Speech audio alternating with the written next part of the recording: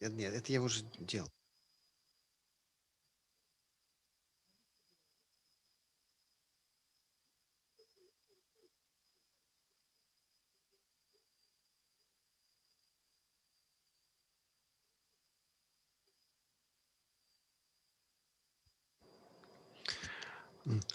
Our children, grandchildren will live in a totally different world.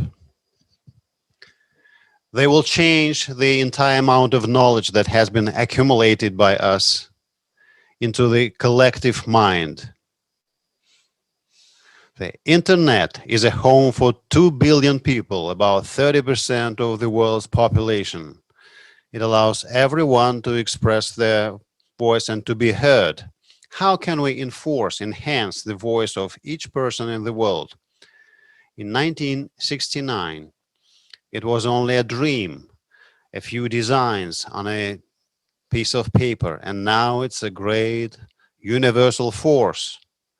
When the system of stereotypes is too rigid, we pay attention to the facts that support it, ignoring other facts that contradict it. This is why some people can see the kind people see a lot of kindness in the world, and the evil people see the opposite. We conscientiously and sometimes unconscientiously perceive and are impacted by the facts that match our personal philosophy. Our opponents are viewed as enemies, as a hostile force. So we try to explain all the events the way we see fit and cannot trust each other. Dear colleagues, today's world situation is a little bit different. We have participants in this conference from the United States, South America, some European countries, other time zones, and therefore we will try to let them speak live or through online. You have just heard Jacques Attali, one of the great philosophers of the world in the field of globalization. He was counselor of all French presidents, starting from President Mitterrand. Then you listen to Regina Dugan from the Defense Department of the United States of America. She was a member of the organization that created Internet. Walter Lippmann was the author of the Project of Globalization. And these factors are playing out just before our own eyes. According to the thinkers and philosophers, these projects are supposed to change the world. Jacques Attali sees the world in a global, collective, universal mind. Jürgen Habermas, in his own time, predicted a media revolution that serves economic purposes rather than political purposes. Regina Durban worked in a number of IT corporations. Building 8 was the name of this project. She was the head of a research department. Now she's working in a non-profit organization fighting COVID-19. The digital revolution has made all of us potential authors contributing to the network, social networks, and there is no censorship, no filters in the web, and our voice can be heard by anyone. Internet has become an open medium that is not edited by anyone. The digital revolution is some kind of a transformation phenomenon where everyone can write, everyone can contribute it, and this is the real democracy. At the same time, this phenomenon threatens the world democracy. It can lead to the end of democracy as such. Therefore, the new shape of society can make anyone believe that we all have access to anyone else. But this is not true. As Martin Schmidt said, the objective of the elite to stay rich regardless of any changes. So we're opening our conference on the digital truce and the contract 2030. And I want to represent to you our participants. The deputy head of synodal department of Vakhtang Kipshadze, from the Moscow Patriarchy, the rector of Institute of World Economy, expert in digital transformation, Ruslan Makarov. The coordinator of Sorok Sorokov movement, Sergei Kormukhin. I will moderate this conference. I am the editor-in-chief of an expert of the USA and Canada Institute at the Academy of Sciences, Maria Nikitenkova. And I want to give the floor to Andrei Kormukhin. Good morning, dear colleagues, brothers and sisters, friends. The world is really changing before our own eyes. It's changing very fast, and we all can see the tension in the world due to the COVID-19 pandemic, the crisis in various political systems, political views existing in today's world. And for us, adherents of traditional outlook, we see no life without God. And this is a challenge for all of us.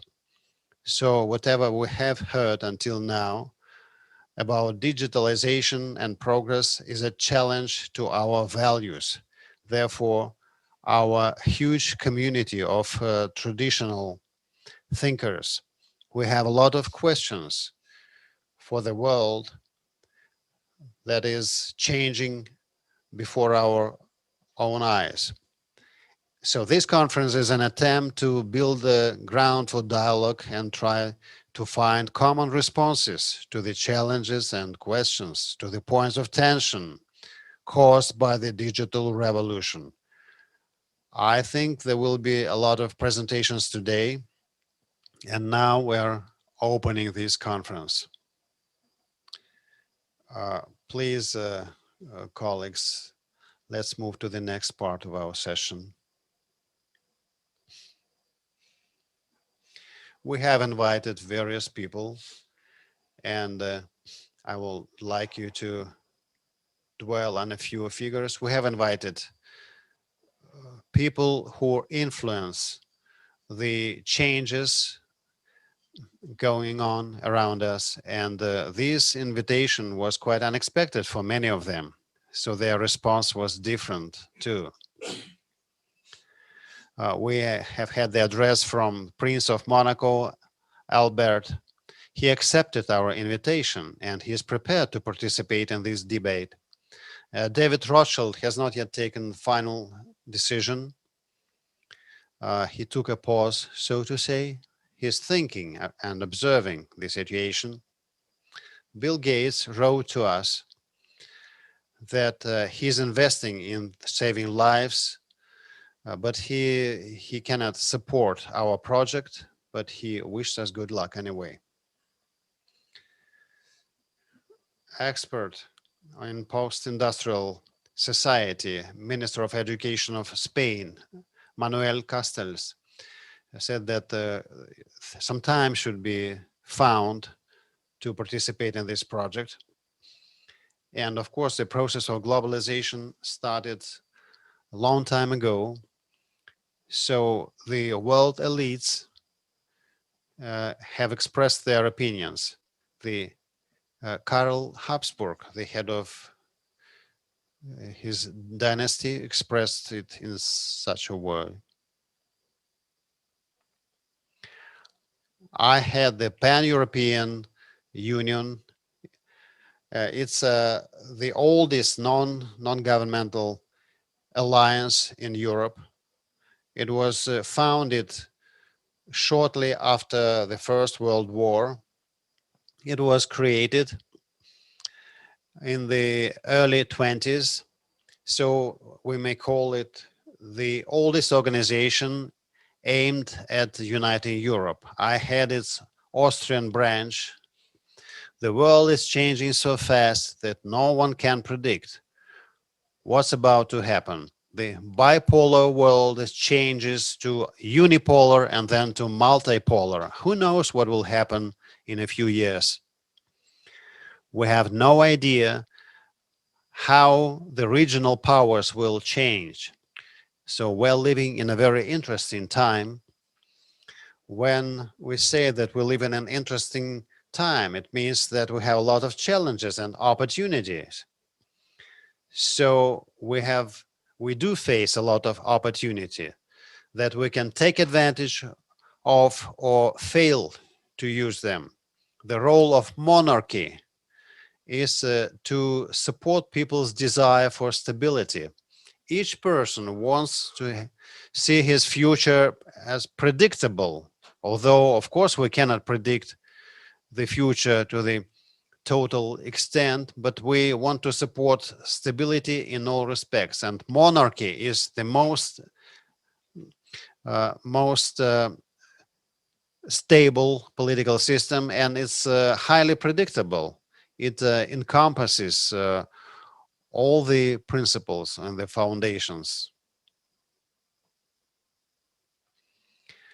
Um, uh, Humanity always accepted various values when in times of first industrial revolutions the world required the human person, not artificial intelligence or some technology.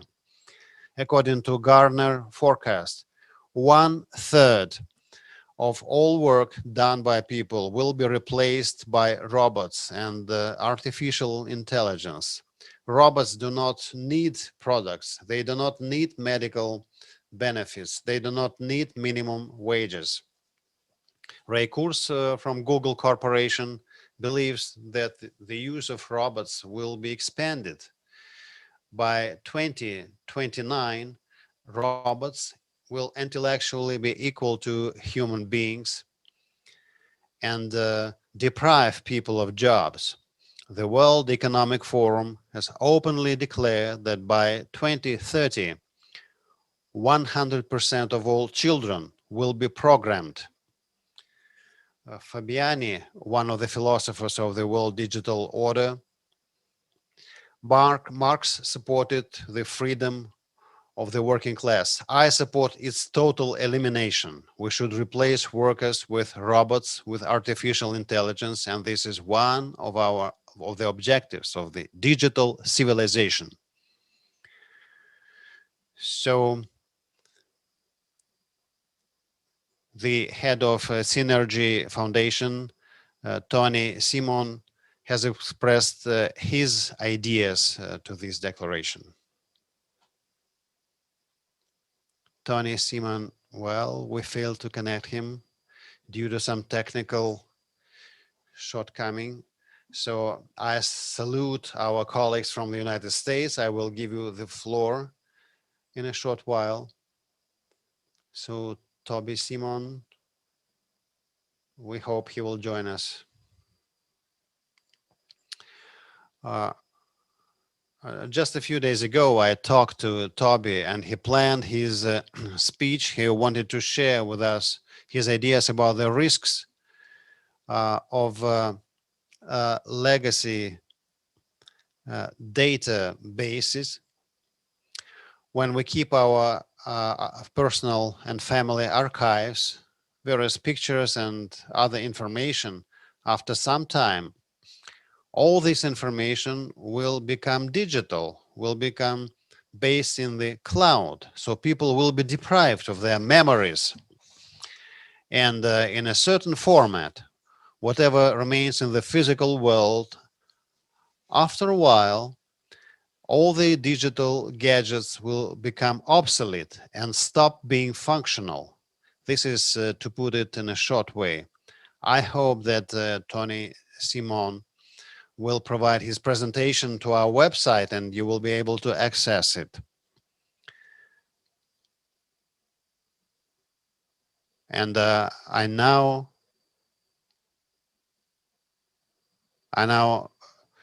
suggest that we discuss various topics and listen to Oleg Morozov.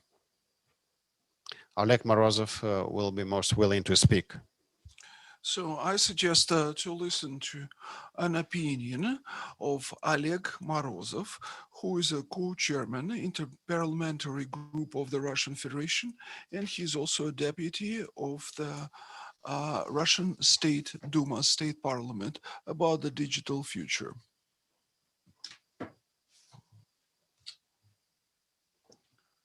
Dear colleagues, dear participants of the conference by itself registered two core problems of the contemporary development of mankind. First issue is that the humankind inevitably, independently of the will of particular people or big states or international unions, is entering a new technological world, the digital world.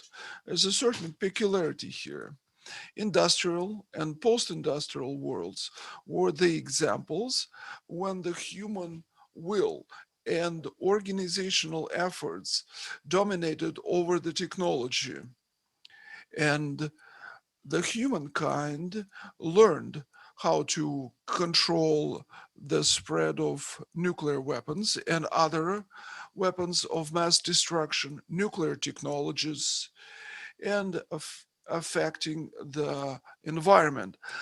But the establishment of the digital world and how it will influence the human society so far is going ahead or beyond the limits of human ability to control technologies. This is the case when technology dominates over our will, and the technologies are running ahead, and uh, we cannot describe the laws of these new changes and introduce the universal laws of human existence into this new environment.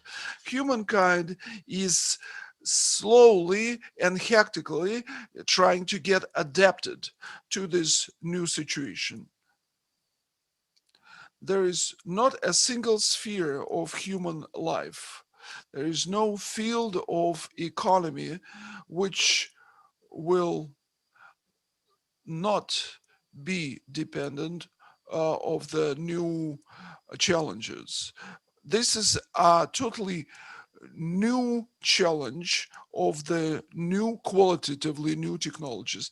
The humankind has never faced such a situation since the invention of writing. It was neither the steam machine nor nuclear technologies nor opening of space were not of that scope as the digital revolution. The second peculiarity or the second issue, and this was mentioned by the organizers of the conference, that the future, the digital future, is splitting the world into those who believe that this is for the benefit and blessing, and the second half who believe that it's a major threat to human values such as private life and privacy, freedom of information, and separation of the public institutions from the government agencies, and to somehow make peace between these two opinions is there is only one option for this, one solution. We have to work out a language, a common language with understandable terms to describe our digital future. Let's take the distance or online education. Of course, this is the inevitable element of our digital future on one hand, but on the other hand, this is a destruction of our traditional education. And here comes a contradiction. These two approaches will never find peace between themselves until we understand the meanings, the terms, and the laws of the development of the digital world. In this connection, I would like to uh, suggest that the organizer of this conference focus on that, offering the managers of all levels and the legislators to start with a roadmap to begin with. Maybe a roadmap within the framework of a certain nation. Let's say in the Russian State Duma, in the lower chamber of the Russian parliament, we have a council, and with the attraction of an involvement of great number of experts and public figures. And we also consider the opinions of the liberals and the conservatives. So on this platform, we could start discussing these rules so that later on we would suggest translating this into a language of specific draft of laws and laws. And of course, this work will not set peace between the different views on current processes within the digital civilization. But meanwhile, we could prevent conflicts. And in this sense, the conflicts may grow, unfortunately, from semantics, from the sense to political level. No, we should face the challenges and we should face them in a noble way. This would be one of our responses to the challenges of the digital world. Thank you. And we got in touch with Tony Simon, who is the head of the Synergy Foundation. He's online with us now, and he will uh, express his opinion on the digital world. He has just messaged us that he's online. Okay, he's online. Maybe he's in a different online, in some other online, not ours.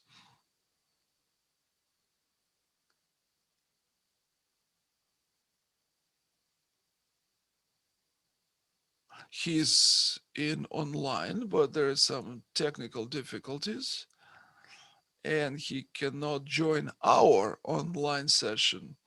I don't understand what are the reasons for this. We will try to call him again sometime later. Wonderful. Okay, then I will ask our colleagues to to get in touch with him. Please get in touch with him by email with Toby Simon. You have all the contact details.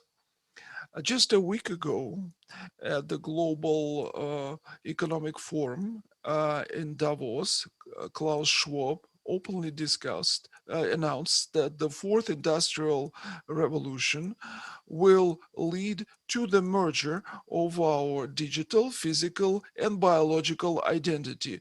This transhuman approach has been rejected by the public,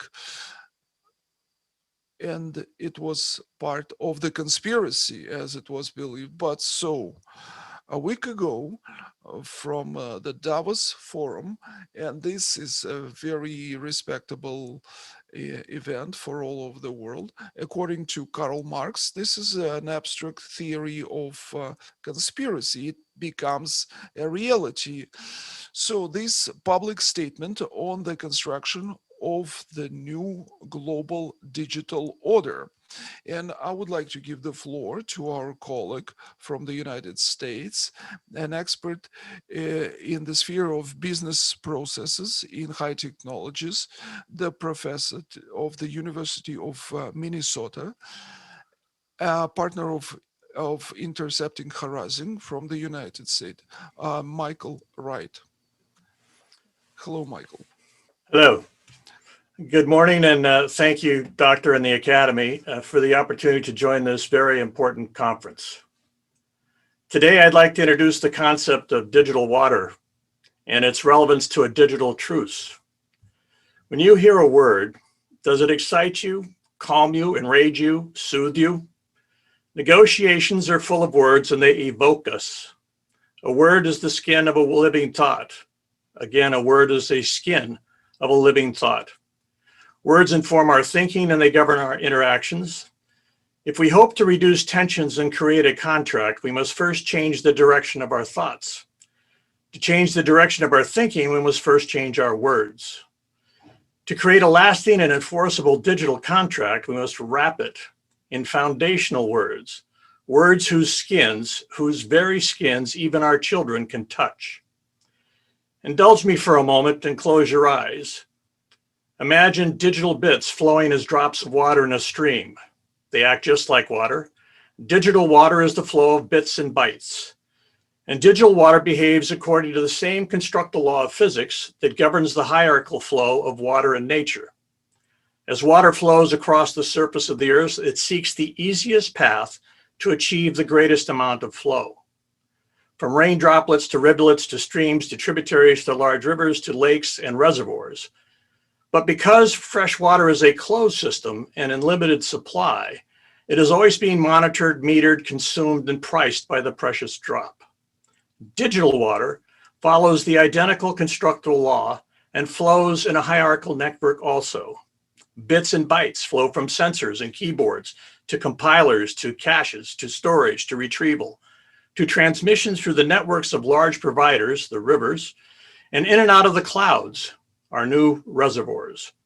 And just as fresh water recycles through evaporation and condensation, digital water recycles through algorithms and software platforms. However, unlike physical water, digital water is an open system, one that will continue to grow until the surface tension, the energy cost to keep it moving, can no longer contain its volume. Using new words like digital water can perhaps help us find new perspectives about creating a digital truce. The internet dramatically lowers transaction costs and radically lowers coordination costs. Because of Moore's law, the cost of generating and moving digital water continues to fall. Because of IoT and ever-expanding networks, the connected number of people and devices continues to exponentially expand. And the internet has enabled convergences that create highly consolidated new ecosystems at scales and speeds never before experienced by mankind. We are, in fact, living in an exponential era. As more bits flow, more connections are made, more volume is carried, and more branches and networks are developed, we create more possibilities and we expose more vulnerability. Digital water is growing in volume and flowing faster and faster and faster. The high velocities and the sheer volume of these digital flows are forever altering the economic, cultural, military, and governmental landscapes we all inhabit. Some areas are experiencing flooding. People are figuratively drowning with information overload. They are drinking the contaminated digital water of disinformation or being poisoned by bottled propaganda, while still others without access to digital water delivery systems, they are dying of thirst. Or worse, they are living inequitably in an ever-expanding digital desert where there is little or no digital water flowing because the pipes are too small or too expensive to build. With these new words and perspectives in mind, perhaps we can look at the challenge of governing a digital truce through a different lens. National mindsets prefer conforming citizens, ones who are willing to choose comfort over anxiety. The citizenry becomes malleable through surveillance capitalism and government control over access to digital water. There's little conflict regarding access because access is shaped by efficiency. And national mindsets most often result in authoritarian structures. On the other hand, liberal mindsets prefer to perpetuate varying degrees of self-determination. The conflict is between groups and how much conformity to a process is required to satisfy the needs of one group versus another without unfairly limiting access. However, a liberal mindset is less efficient than a national mindset. It is bounded by a free market belief system that is also shaped by efficiency. Liberal mindsets, though, always result in oligarchic structures. An alternate possibility is the pragmatic middle mindset, which could relieve this tension between authoritarian conformity and disconnected individualism by providing greater technological choices to a pragmatic middle, and by optimizing efficiency without creating a singular source for accessing digital water, either through dictate or market dominance. Through a pragmatic middle, we can improve the flow of digital water and ensure that no one dies of thirst. As to addressing the challenge of digital in our personal lives, I would say this. Access to water has been a weapon for controlling populations for centuries. Today, digital water is being weaponized. For the past century or more, access to water has been treated as a human right. Humans can survive for many days without food. We are unlikely to last more than 3 days without water. The same may be said for our chances of survival without access to digital water. Our negotiations of a digital truce are no longer about the haves versus the have-nots. Our negotiations are between those who know versus those who don't. For those who know, it is access to the warnings of a storm, it is access to an education, it is access to relief aid, and it is access to touchstone documents. I believe that in an exponential era, access to clean digital water has become our access to life. Thank you.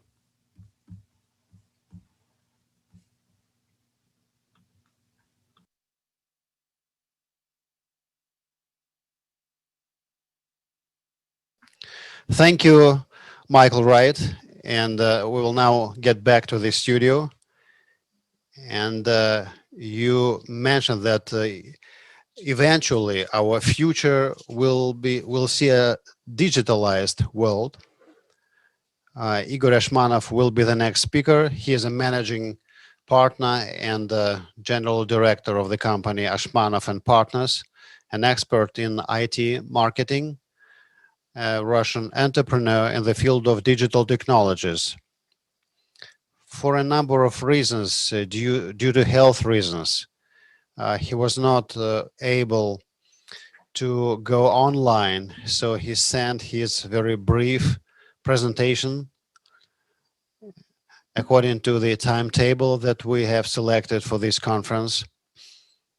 And nonetheless, I would like to say that sending this presentation in print, we will have it published, and I will just quote just a few passages.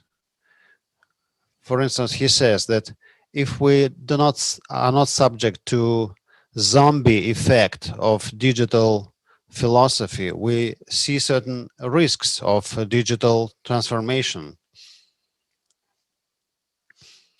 And we see the transfiguration of advent of new digital totalitarianism. So I would suggest that our colleagues who are present in the studio comment on the statement of our American colleagues and maybe share with our audience your approaches, your attitudes. Ruslan, could you be the first speaker? You have heard to our American colleague. Do you agree with him? Well, first of all, I would not say that the world is going so fast towards the digital transformation. Of course, this movement is fast, and the humanity is not capable to create some ethical regulations and norms for digitalization. I agree with the colleague and also with Oleg Morozov, and say that one of the factors that could channel this process could be creation of a meta language that would be used for the dialogue between adherents of traditional values and proponents of the digital solutions and digital civilization that could be used for the entire humanity. Andrei, Vachtank, could you share your ideas? Vachtank, let you be the first.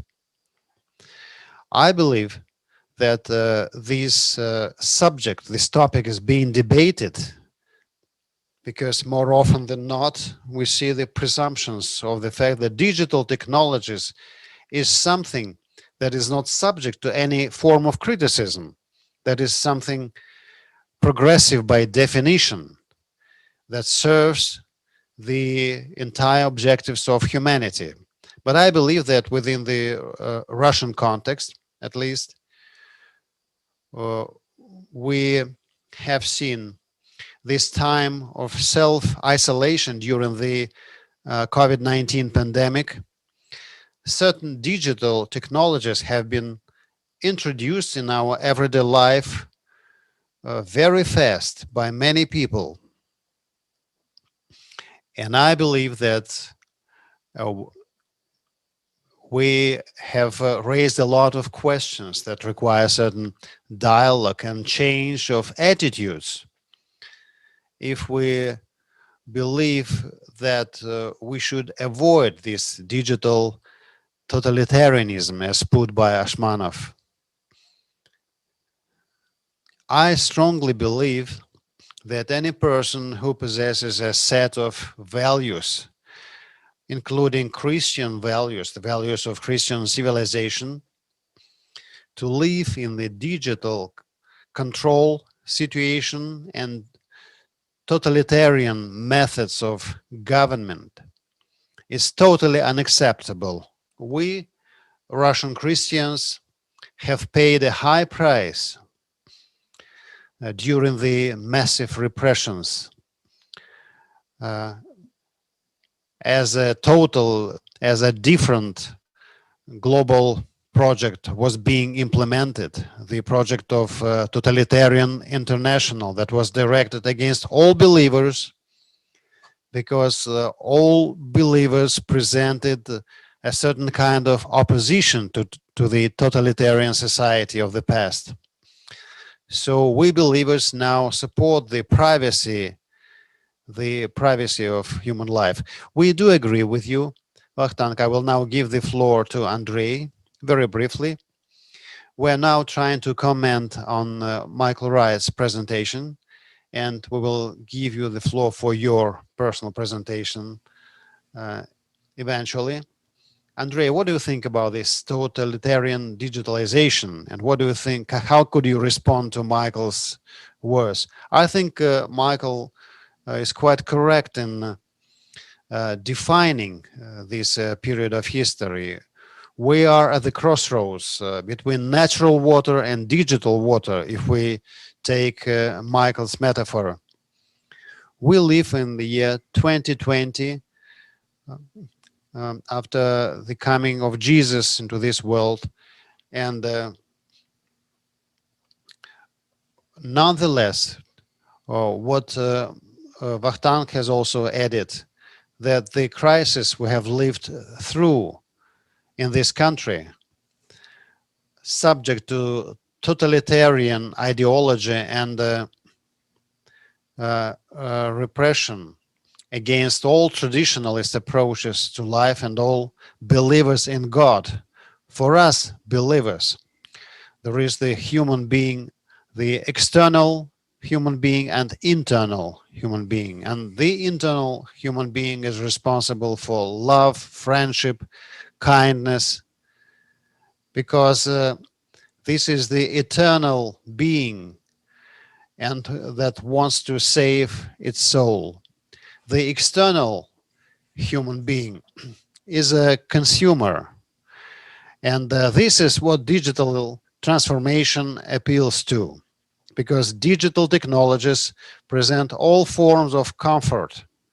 So traditionalists stand for for the fact that the adherence to digital water should not forget about the natural spiritual water. Yes, from the point of view of spiritual sphere and digital economy and how they correlate, Mr. Makarov representing the Sorokov movement, will be given the floor now. Thank you very much. Really, the challenge that we're facing, we, the mankind, that are facing now, on realization of what digitalization can bring about to the humanity, can do to each person individually. This is a challenge that cannot be really comprehended or analyzed as a myth or something imaginable. All the experts who we consulted on this topic, on this subject, agree that digital transformation of society has touched practically upon all spheres of human life. No segment of our life has been neglected by this advent of digital civilization. So if we need to talk about parity between conservative traditional values and new progressive achievements, has become a drastic necessity for all of us. We cannot really give up all the novelties, all the innovative advantages, as Andrei put it, for the external man. We have accepted it all. We are not prepared to give them up. At the same time, we are not prepared to give up the traditional values that in many ways are being destroyed and eliminated by digital solutions. So the contract 2030 is something that we need and strive for. We need new rules and regulations, and as Vahtank put it, there are no restrictions, no limitations in our movement towards digital world. And as of today, all kind of rules and regulations have to be comprised by legislations in the entire world. And this is something that should create a moral and ethical foundations regarding the products of the digital world and the vectors where the today's society is moving. We do need to say that in different periods of history, mankind took certain measures based on contract, on public contract. And there were all sets of codes and protocols that were agreed upon. And we do need this kind of code for digital transformation that would be important, essential to introduce a new set of rules of the game. So all the people who pursue the values of digital transformation should realize certain red lines that they should not be able to cross, and that they should not be able to impose their values on the rest of the mankind. At the same time, the traditional people, traditional societies should understand that they should not negate and oppose all the innovative technologies and whatever is presented by the digital world by definition. So I am absolutely convinced that as of today, a contract of these digital truce between people who follow traditional values and the people who try to find new foundations for coexistence within the existing set of values, it should be shared by people who adhere to digital values. The digital world has penetrated all spheres of life: production, consumption, culture, everything to one or other extent has been affected by digital transformation. And once again, I am convinced that the progressive part, the reasonable part of adherence of digital transformation and digital architecture, and all of them should share the values of this new contract. They should be understanding where they can cross the red line, which they are not supposed to do. So this beginning of our dialogue is totally indispensable for all people living on this planet. Well, Andrei, Ruslan has covered this topic quite extensively. What's your response?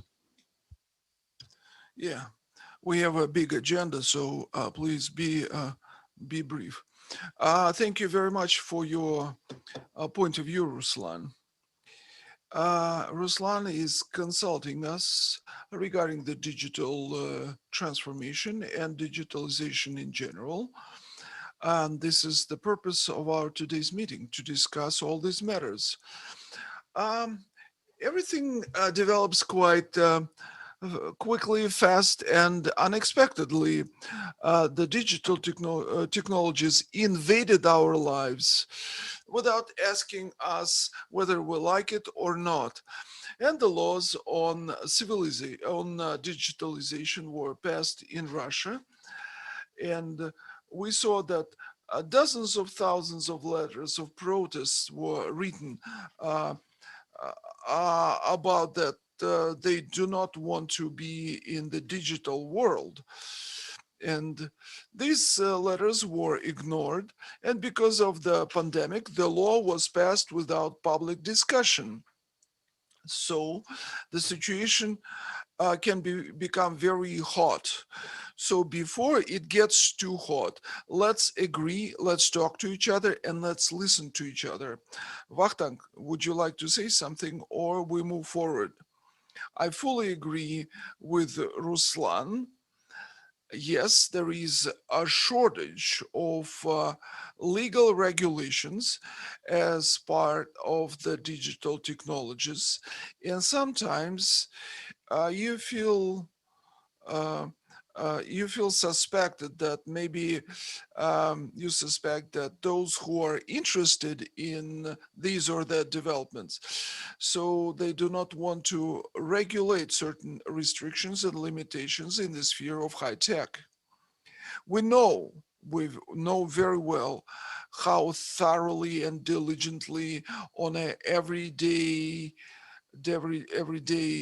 basis, we are discussing the rights of various minorities, about their benefits, about their access to politics.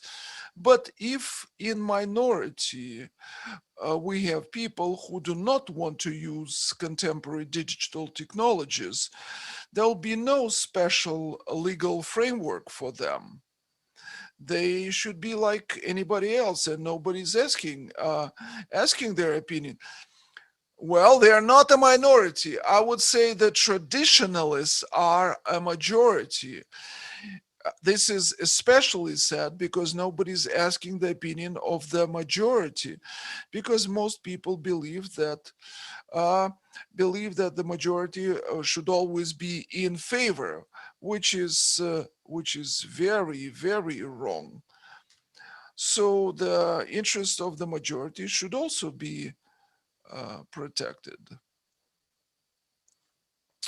Today, a lot of people write about the global pandemic as a backbone of global digitalization.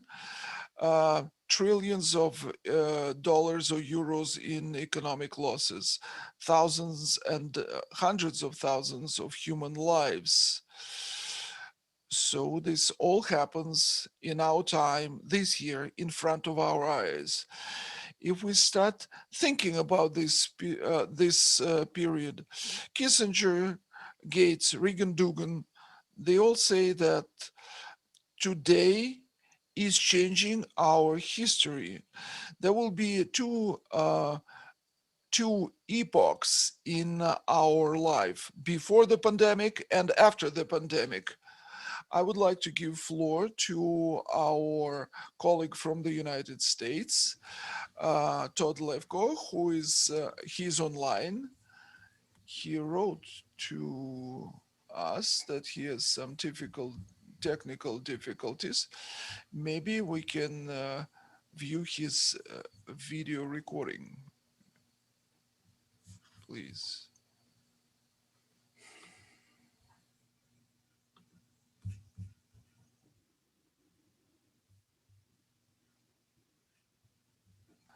It is very important to retain the original documents because they show the style and origin.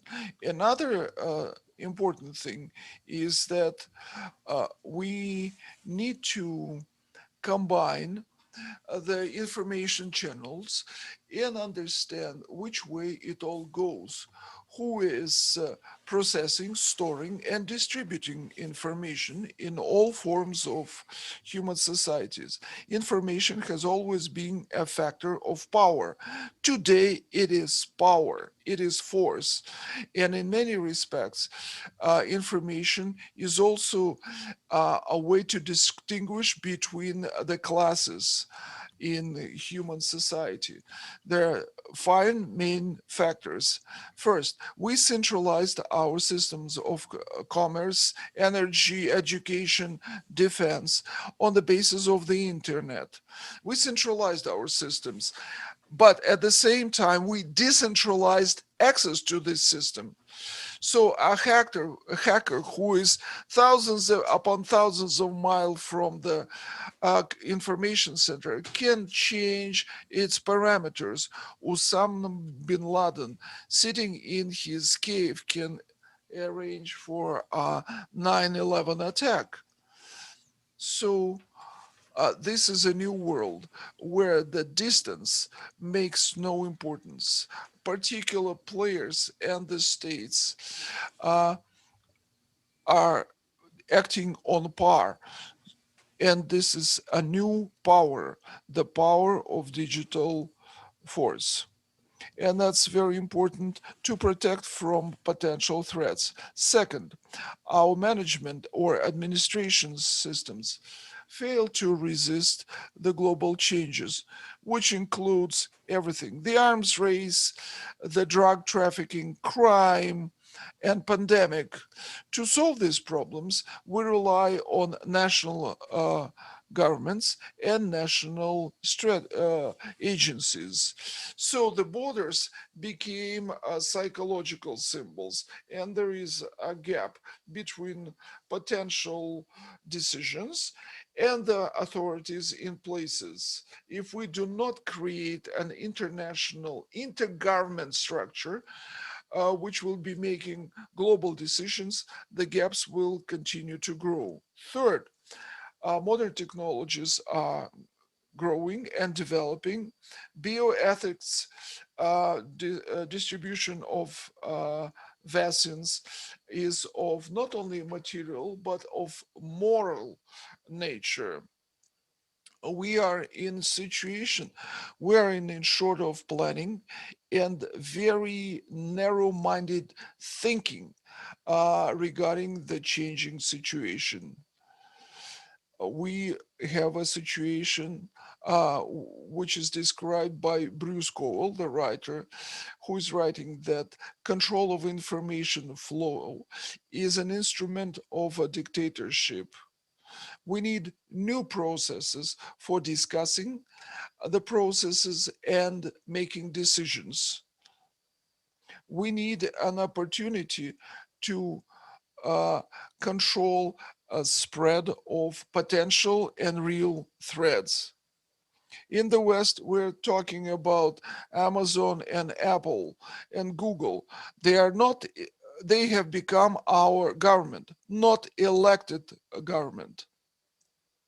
Fourth, uh, People are chosen to occupy top positions in technologies not because of their knowledge or education, but because of the money they possess.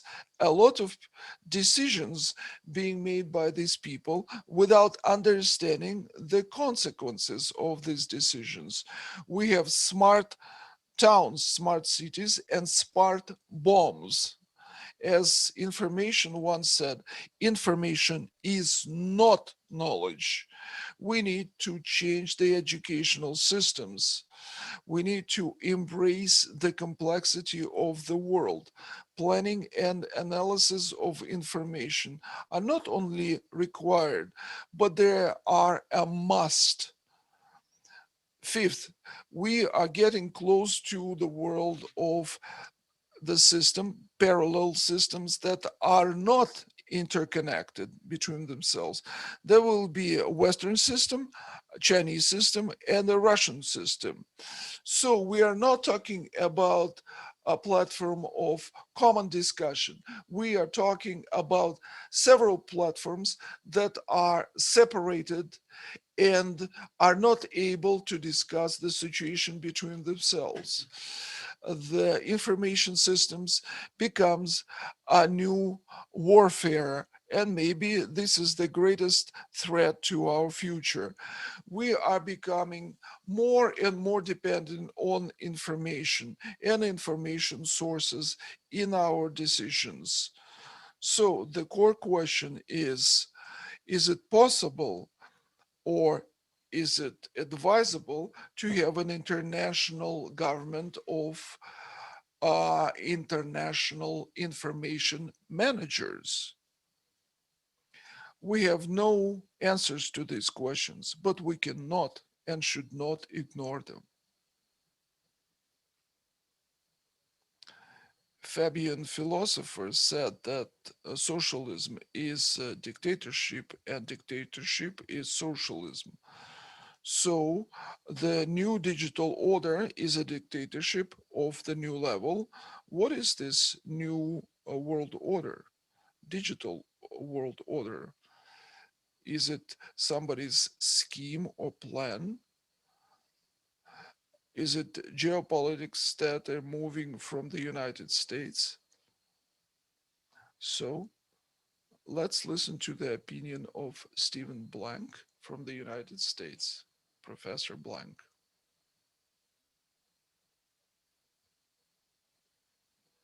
The world order is a progress that is in continuous development. Nothing stands still in the world. What do we see here? Islam, terrorism, Russia, China. Some smaller countries like Venezuela are trying to challenge the order, which is based on the liberal values. The Cold War ended a whole range of ideological challenges. But we thought it would be a liberal new order headed by the United States. But in the course of the 15 past years, it is becoming more and more clear that such countries as Russia and China are not willing to recognize this new world order. And they have a certain freedom of action. They have an empire point of view, and they would also like to dominate over other countries. They are fundamentally anti liberal and undemocratic. So, this is a new challenge for us. This is not a new Cold War. There are two players missing here. There are not two players here. It's multiplayer game where everyone and everybody is trying to influence this situation. The main two players are United States and China. Probably not Russia, though Russia, Moscow will probably not accept this point of view. It is important for understand to understand how to be the leader and what it is to be a leader. The leadership of Trump is not the one he promised in his election campaign. when we're talking about international commerce, trade, about international values, global climate changes, we are not interested in really developing this because we're interested in solving our internal problems. So we are planning to get to a non-liberal world outlook. What will be the outcome of this? The countries are playing for the hands of them in favor of themselves, and we will do exactly the same because uh, if we look at our history in the past 70 years, we were defining the global world order. And Trump uh, is trying to combine international interests of America and American leadership, and at the same time, the internal domestic interest of the United States. So this is the axis of the national debates in the United States. The United States will continue to be the world leader, but will there be another crusade for human rights all over the world? It will not be a crusade for liberalization. This is not going to be a new attempt to become leaders in the field of human rights protection. He used to be a businessman, and of course, he opposed the idea of the world order. And it was George Bush who, 25 years ago, popularized this idea. And that idea, that concept referred to the world order that is in existence now. So Trump is opposed to that new approach to world order. He wants to take advantage of American power. He does not believe inherently in liberal world order. He does not believe in liberal values, and uh, neither his administration believes this way.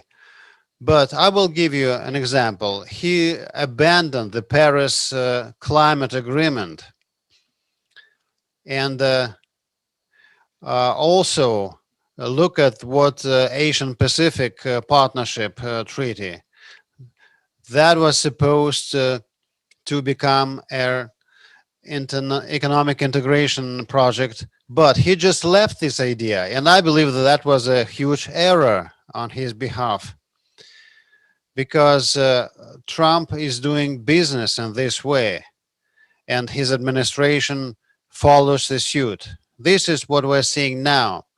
So many countries challenge the United States, and North Korea, China, as regards Asia, Russia challenges in the USA and Europe.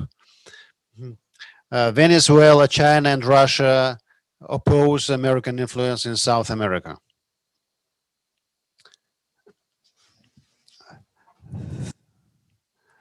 Thank you very much. We have heard this presentation on New World Order and the new American values, and I would like to give you some quotes from an American scientist's presentation. It was delivered a few weeks ago on the Bezos Institute.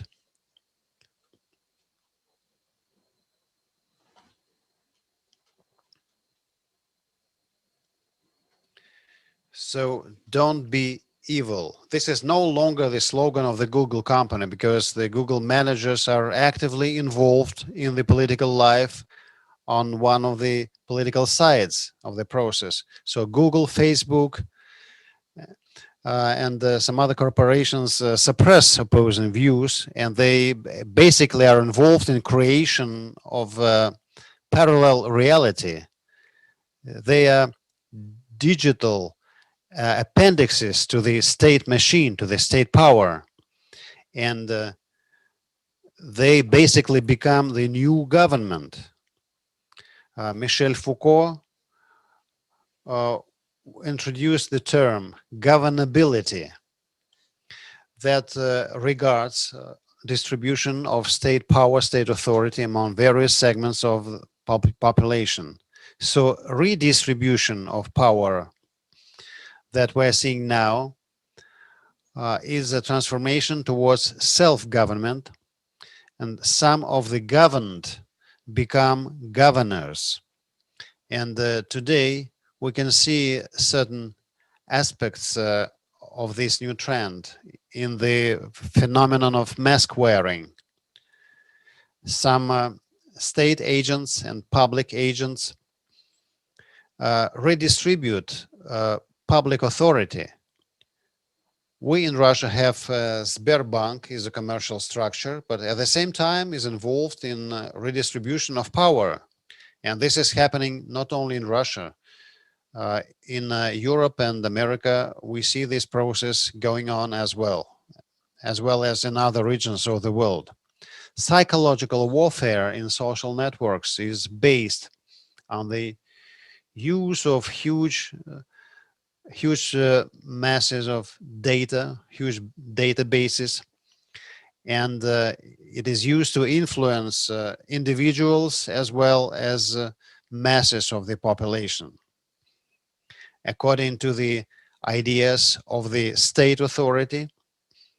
And such phenomena as fake news have been developed by special services, but now they're used by subcontractors of special services.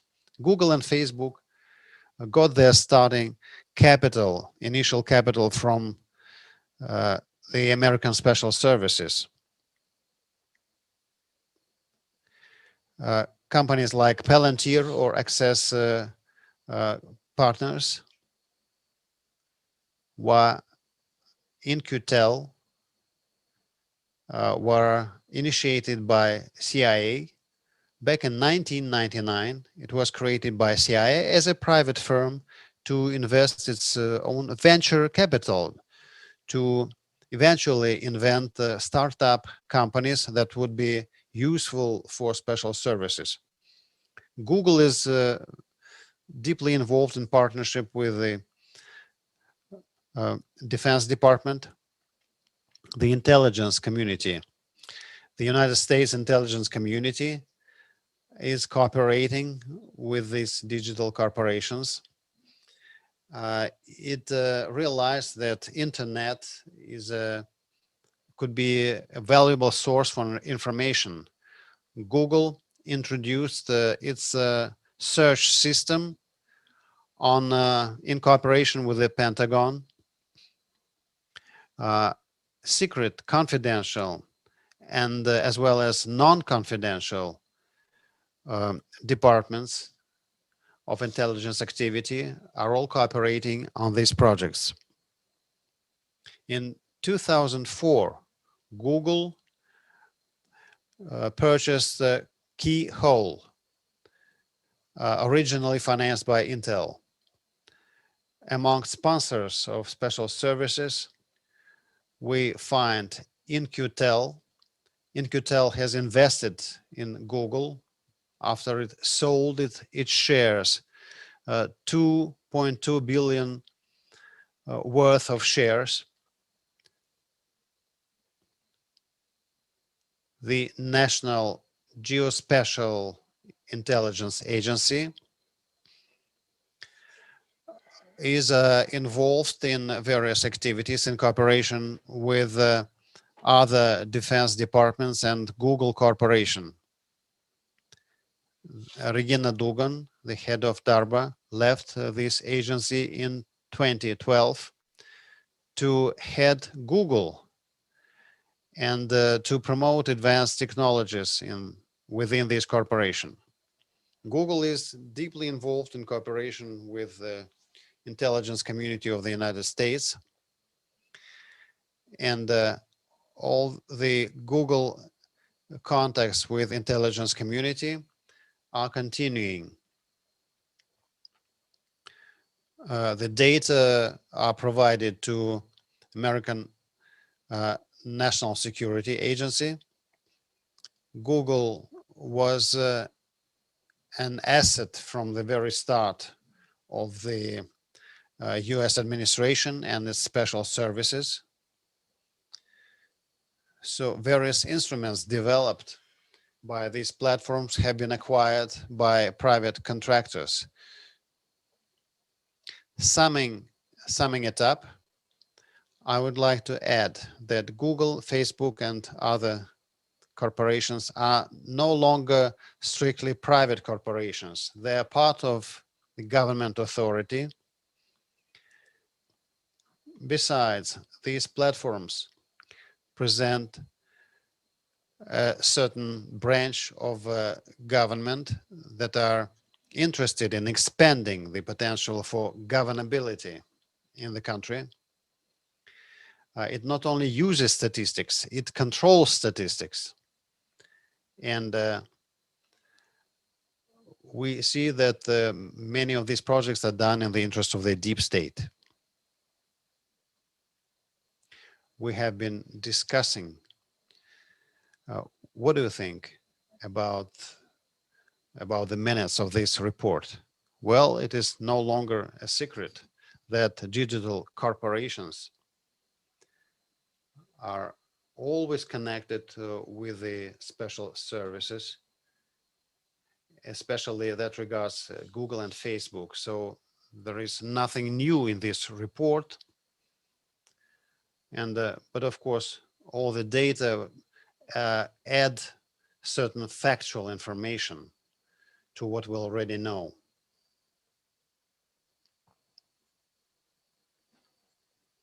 Well, maybe it could be a good time for your presentation. Yes, I did some preparation work for this conference. I'm not a specialist in digital field, but I would rather refer to the set of problems of the crisis between traditionalists and progressives. And I also would like to share some concerns about the sovereignty of our country. The choice of ideological values is very important for any country. Over recent few centuries, the Western civilization has brushed aside the traditional values on which the Western civilization was originally based. The society believing in God was replaced by society believing in science and technological progress. We now see global elites attempting to use the ideas of neo-paganism and transhumanism on the ruins of national sovereignty of individual countries that should become part of the global empire. The national identity, the ethnic identity, and security of individual states should be destroyed. Digital innovations could serve as a useful instrument for such transformations. Only traditional society allows to solve certain ideas, certain challenges for any country to preserve the demographic composition of its state. If there exist national states based on traditional values, they can preserve the traditional attitude to life. Russia has always been multi-denominational and multi-ethnic country. We experience the advent of neo-paganism, of those who attempt to create a new world order based on globalist values, trying to destroy our national statehood. For this, they use a certain domestic elites who adhere to the ideas of transnational globalist values. The cooperation of Google and Microsoft, whose heads are part of the global elites, are in cooperation with our Sberbank, management headed by German Gref. So they cooperate with the deep state, and it was presented by manifested through the recent events in the United States. Google has been collecting data on citizens of various countries, including the USA and Russia. It is clear that private corporations take certain powers that used to belong to the state authority, and the transnational banks are one instance of such corporations. Sberbank under German Gref is building its digital infrastructure using Microsoft technologies, and founded by Bill Gates, who can hardly be seen as an adherent of Russian national sovereignty. But still, he's in very good partnership with Gref and Chubais. Today, we see that Mr. Gref, who suggests that everyone should download Google Play application. So Gref suggests that Russian citizens download the application created by CIA and upload their data to this application. This is a global ecosystem that is being presented to the Russian citizens. This system via educational center is being you can find a pharmacy for their children, for their parents, education facilities for children. Meanwhile, uh, Google is the basis of this ecosystem. So what's going on? Bill Gates is opening a healthy eco world. Prince Charles will introduce a new program according to the Marshall Plan, and we can see uh, Mr. Gref, who would like to be a Russian Bill Gates and Prince Charles at a time. It all can be worded in the following, that these people view themselves as gods. And we heard about Davos Forum, where Mr. Schwab said that people are like gods. They should be like gods. They will never die. This is a destruction of our traditional values, and there is a threat to our sovereignty. Of no less threat is the digitalization according to the Chinese standards.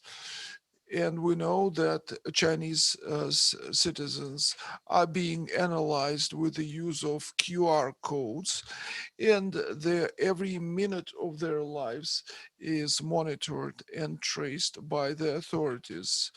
If China, with its population of 1.5 billion population and strong historical traditions, can afford such an approach, then Russia, with its spiritual ground, will face a demographic collapse. We have a saying that people do not give birth to children in prison. This is a mechanism of segregation of society by dividing of people into Übermensch and Untermensch, like it was done in Nazi Germany. They are introducing a QR code system, and social ratings are viewed as a blessing by Russian central TV channels. So there will be a gap, there is a gap between progressists, supporters of progress, and traditionalists. For traditionalists, the right of choice is a fundamental value given to people by God. So when we are being imposed by no choice digital reality, we view this as an attack on our rights and values. We do not object digitalization when it affects our economy or our security, but when it applies to our privacy, we say no. Russia is a rich and sovereign state.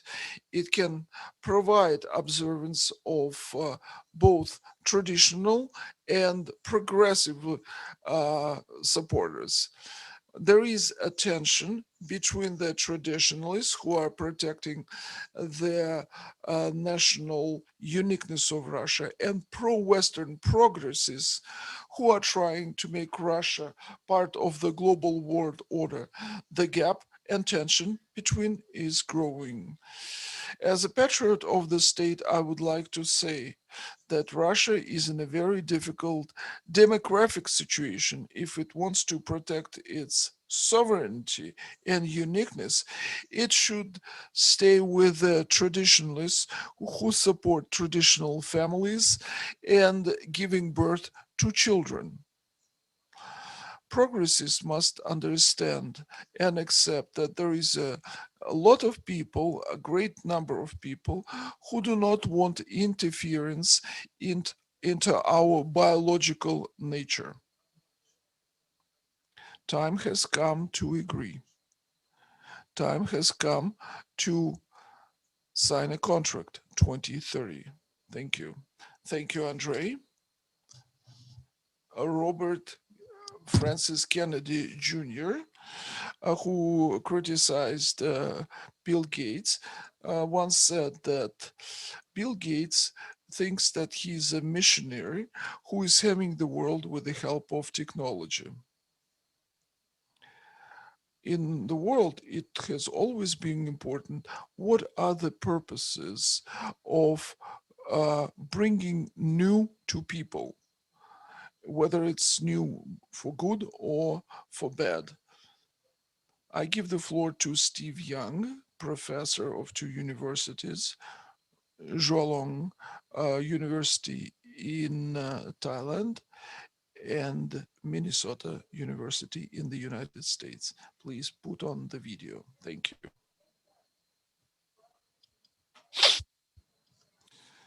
Thank you for this invitation to make my presentation at the conference. This video is my experiment because I'm not very well informed about digital technologies.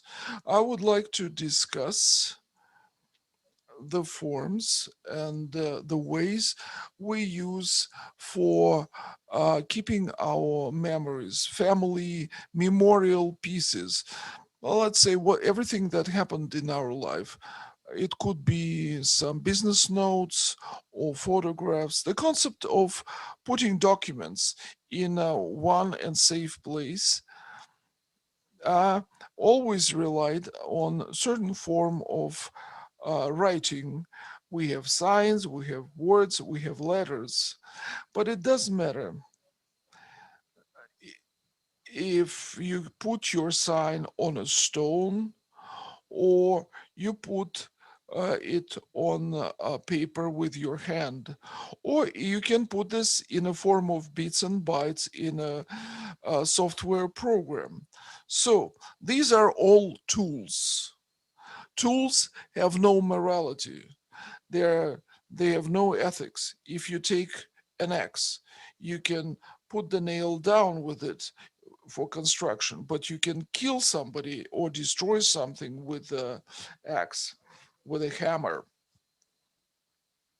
So it depends on how you use the tool. Then we will need to discuss who and how will use the tools. And here comes the time for ethics, morality, and responsibility. My second point is a little bit different. This is also about ethics and moralities and our identity. Most philosophers, most religions, most people would say that if you know who you are, then you are the best person.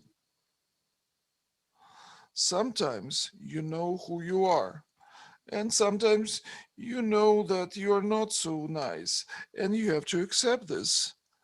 Because if you have a complex or even tragical situation, you will have to accept it this way or another. Your past is influencing you, the past becomes the present, and the present becomes the best for the future. If we know about the past, we can take care about the present, and we can take a better care about the future. So, how should we remember our past? Our identity roots in our past, but we form it today. If we talk about national identity, I would suggest to draw a connection for Russian people uh, with the connection of the Third Rome. Count Vladimir married Byzantine daughter and became Christian. In my country, in the United States, our identity dates back to Mayflower. It was exactly 400 years. For Thanksgiving, this year, it would be November 26th, we will be remembering the pilgrims and their feast. Our memories about the Thanksgiving is supported by our traditions. Of course, the diaries, the documents, but there is nothing big or substantial. So, what is offered in the form of digital tools? Something very, very important. It's a possibility to disseminate or even distribute the core moments of our memory almost among everyone. Quite soon, every person on earth will have access to smartphones. With that, he or she will receive access to all the databases with our memories, pictures, music. It will be a picture like George Washington or Alfred Banker of Boston. It's George John Marshall's photograph of the Supreme Court.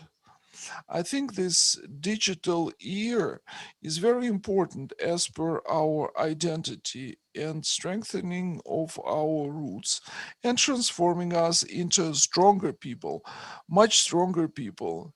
But I would say that this is also a negative side of the technology. This is the intrusion in private life, in privacy, and manipulation of data and information.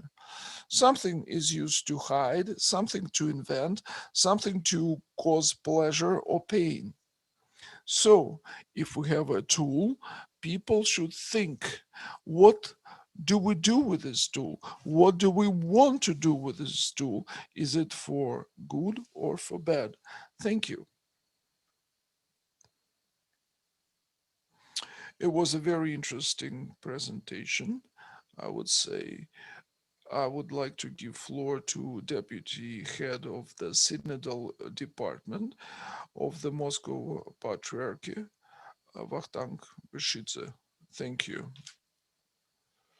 It is very important that the previous speaker was talking about the tools used in various technologies. In fact, this is a very important principle, and we use this in our Orthodox religion.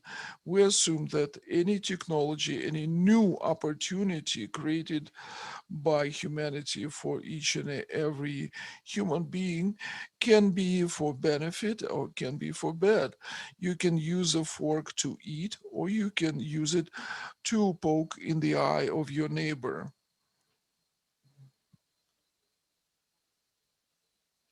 I believe that the church, unlike many people like to say that it is on the side of the those who do not like technological progress.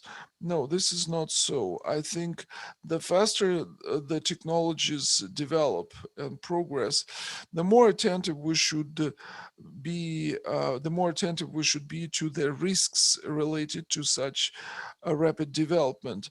We all felt the risks of new information technologies for our private life, for control over our actions. When in conditions of the pandemic, we the authorities introduced passes for movements around the city or around the country. We discussed this in the Russian Orthodox Church, and the Synod made a special statement on this matter. In the statement was written that certain consequences of the development of new information technologies cause a great concern among the believers who cannot agree with such interference into their private life and control of their lives, including visits to the cathedrals. And we know that QR codes are being considered for as a measure to control for people's movements outside their homes. Let's say if somebody goes to a church and the state knows about it, it violates the fundamental right, human right of people. There is no control possible here. It is totally immoral and unethical. It dates us back to the times when religion was banned. The Holy Patriarch is very well informed about the development of new information technologies. The issues of transhumanism are becoming subject of his public speeches, and the Russian Orthodox Church always promotes discussions that are related to the risks of information technologies. So all those who refuse to take advantage of all these innovative technologies that are so well spread now, the human dignity, human rights, and the respect on behalf of the state and the society cannot be linked to the agreement by any individual person to share his or her personal data or his willingness to use some digital gadgets. A person should be allowed to enjoy his rights due to the very fact of being created by God. And in this way, protecting the human dignity, we will be able to create a society that will provide for comfortable environment for all individuals living in this society.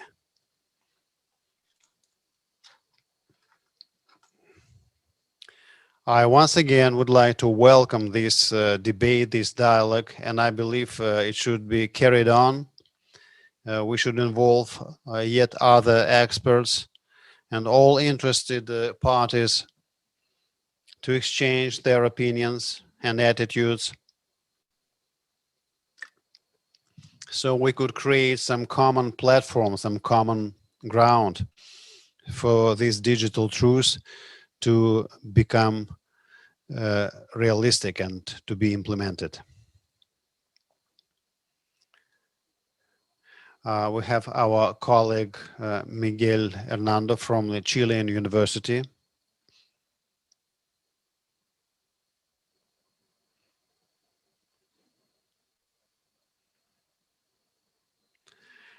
I salute all the participants in the International Conference on the Digital Truth.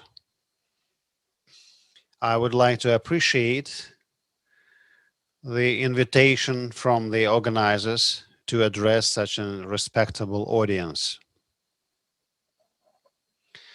First of all, I would like to share with you my ideas regarding where we're faced by the challenges that we are discussing at this conference. I will briefly try to share with you the story how we have reached this point. We're now facing very special historic circumstances. We're living in the digital age that is dominant today.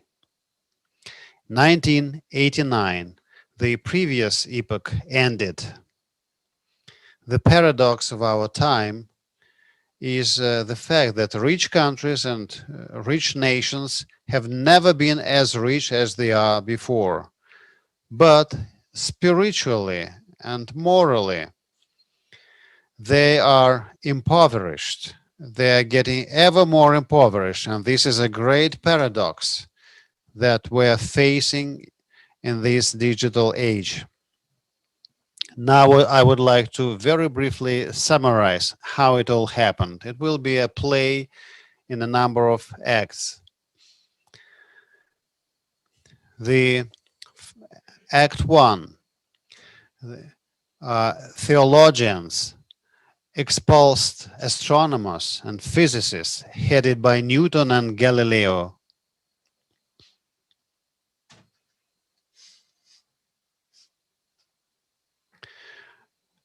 Back in that time when theologians in Western Christianity followed the most the dogma of Thomas of Aquinas, whose teaching was as important as the Bible, so the society accepted certain facts like the sun was rotating around the earth, and this paradigm was replaced by the other, according to which the earth rotated around the sun. Uh, Around that time, America was discovered by Columbus. So all these dogmas were destroyed in no time at all. So at stage one, science pushed the theology aside. Act two, a brilliant Scottish philosopher who was disciple of Bailey. He believed that scientists were actually quite close to theology and were even closer than they pretended to be. And that coincided with the development of technologies and science. When reality that had to be explained by science expanded the material wealth, that was a phenomenon that had to be explained somehow. And that was about the structure of the world, structure of the universe. So Adam Smith stated that the source of wealth is trade. Wealth comes through trade in free markets. And the source of wealth was no longer warfare and agriculture. Commerce plus scientific knowledge was the source of wealth. Then Karl Marx came, who said that the increase in material wealth would inevitably bring about the collapse of capitalism and be followed by communism. That prediction was repudiated by history, but Marx had another option. He also predicted that some nations would concentrate the entire wealth to the detriment of others. And eventually it would be just a few individuals who would live at the expense of the rest of the population. Now we're coming to Act 3. The economists and physicists did something that scientists had done to the theologians before. They postulated the existence of lower and upper races, and upper races were entitled to eliminate the lower races. If you look at it this way, half a century of international conflicts that started in 1939 and ended in 1989. So it was actually the struggle between biology and economics. So capitalists and communists were allies in the Second World War. But when they overcame the problems of biology, destroying Hitler after the Russian army occupied Berlin, there was a confrontation between capitalism and communism that ended in 1989 when the Berlin Wall fell down. It was obvious that economics was the real science and the capitalist model of economy was the right one. Then, about that time, the digital age advanced. In the digital age, all forms of transactions penetrate all spheres of human life, creating material wealth. Accumulation of material wealth became the objective of human life. Spiritual wealth remained only for those who enjoyed them. Therefore, I salute all the participants in this conference, because at the time of digital age, we have to find some space for moral and spiritual values. How can we possibly meet these challenges, solve these problems about diversity of human life in a multicultural world with very different histories? Is a big question. How can we preserve mankind in the world of peace and tranquility? From the material and spiritual points of view, how can we avoid a humanless desert where people would have to live without any hope? Thank you very much.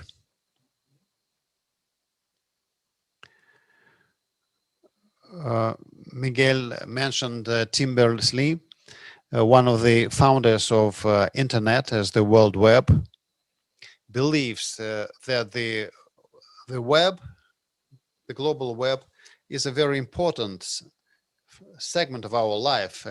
Digitalization would be impossible without internet, and those who have this instrument in their hands control the future.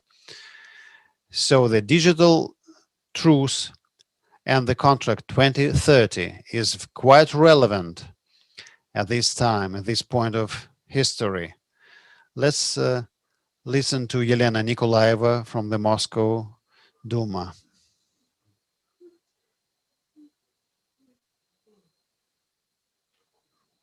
The world order is changing. The way of contact between countries and society is changing. If we rephrase the classic literature, economic literature, the ghost is roaming Europe, and this is the ghost of digitalization. What threats does it involve for us citizens and individuals?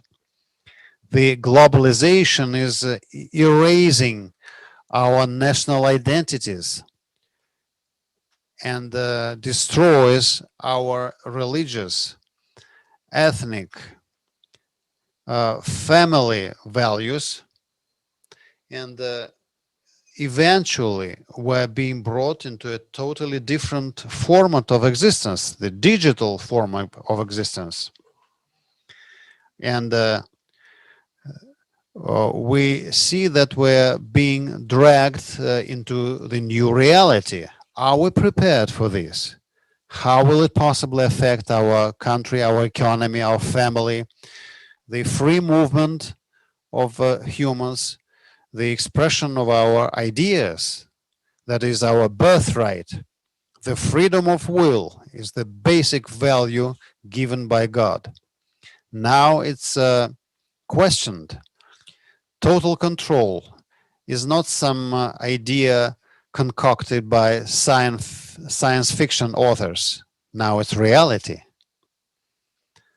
What is important is that digital world order is beginning to dominate all countries, the entire world, and this new form of globalization has not been something that the public agreement was reached upon. So now we're going through radical transformations that cause a lot of tension in families, in the public activities, in societies, in the entire world. So we have to ask this question: are we prepared for this? And it is high time we declared digital truth. And for the coming decade, we have to introduce a set of rules and regulations that would take into account the freedom of personality and the new digital reality coming from the new world order. And this is something that should be raised at all summits at the top level. It is not only the talk between the right wingers and the left wingers, it's a discussion of whether there will be a future for us and what will be the world for our children. We invite you for a discussion. We want to preserve our values and our belief and our national identity. For this, we offer you a digital truth for 10 years. We need to establish common rules. We invite you for a dialogue. Thank you. Today, we're launching a project, Truth, Contract 2030, whatever is the name in other countries. The digital truth, the digital truth and justice. We hope and we're sure that people over the world will support our approach. We believe that the national oriented states will support it. The contract 2030 is what we need. We continue our work and we have a summary statement. I would like to give floor to Andrei. When I was preparing for this conference, uh, and when we were analyzing its outcome, we worked out 7 basic conclusions that we would like to make public now, because if we do not realize this truth, we will be in a very scary situation. First, lack of coordination and agreement between the supporters of different ways of human development threatens us with global conflicts. Second, today we are observing a dangerous trend of digital solutions that are limiting our freedoms.